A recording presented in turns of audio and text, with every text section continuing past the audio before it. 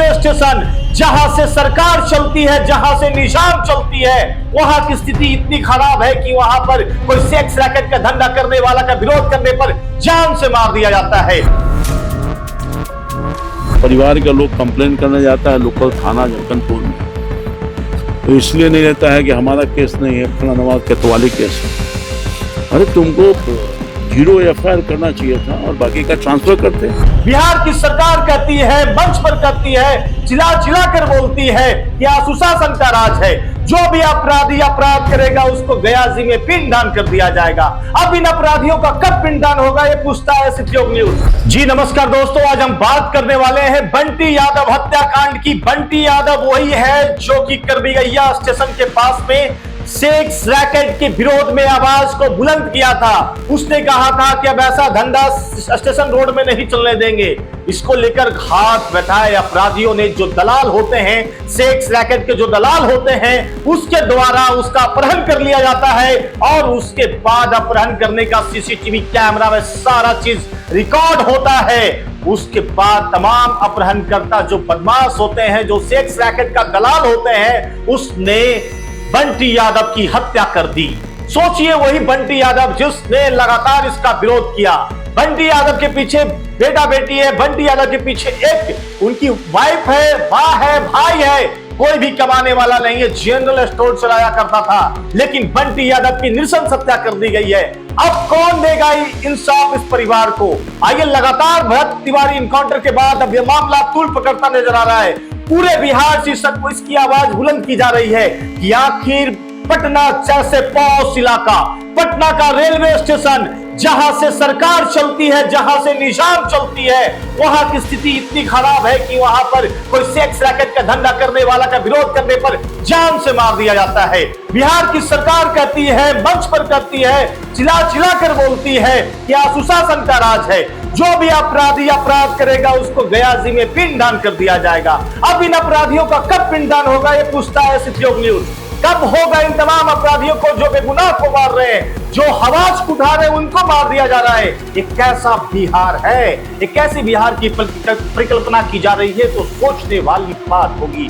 दरअसल सम्राट चौधरी लगातार बोल रहे हैं, अब तो अब पुलिस भी, मंत्री जी लगातार इनके आवाज पर आए हुए थे। अभी हाल फिलहाल में मैं बात कर रहा हूं रामकृपाल यादव जी का। रामकृपाल यादव जी बंटी यादव के परिवार से जब मिलने जाते हैं तो वो अपने ही बिहार पुलिस के बारे में कहते हैं, निष्क्रिय पुलिस है, पुलिस ही दोषी है। सोचिए, बिहार का मंत्री खुद अपने सरकार के बिहार पुलिस के बारे में बोल रहा है कि बिहार की पुलिस ही गलत है।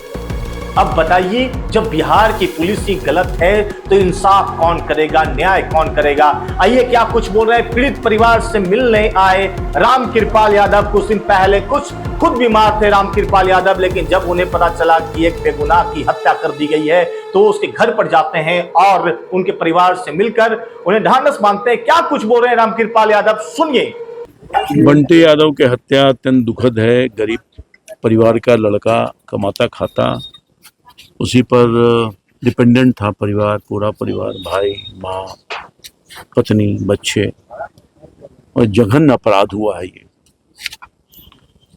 इस घटना की जितना निंदा की जाए वो कम होगा।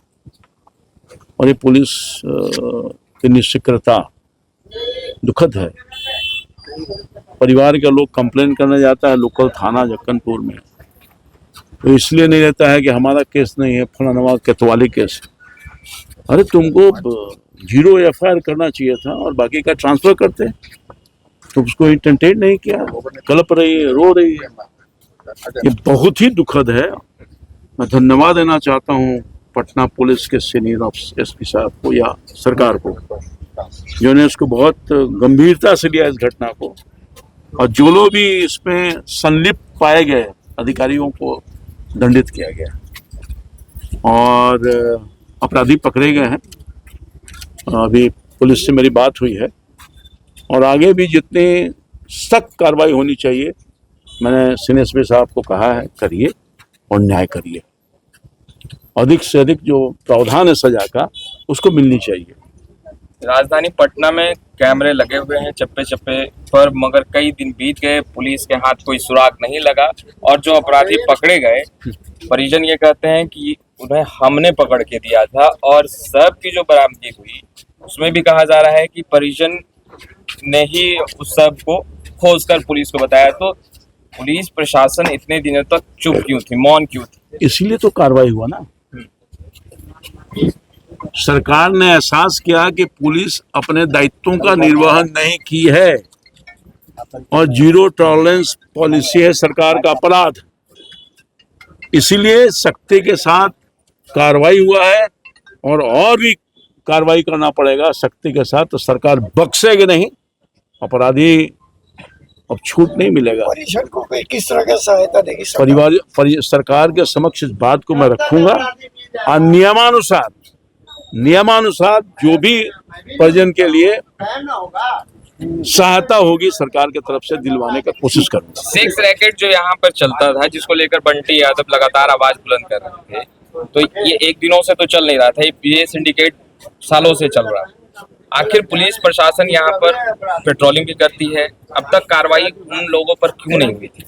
बिल्कुल क्या दुखद है। भगत है? मैं आपकी इस बात से सहमत हूं कि अगर यहाँ इस तरह की सेक्स रैकेट की घटनाएं हो रही थी, चल रहा था, कोई ना कोई इसमें साजिश करता होगा ही होगा, तो सरकार इन सब चीजों पर विचार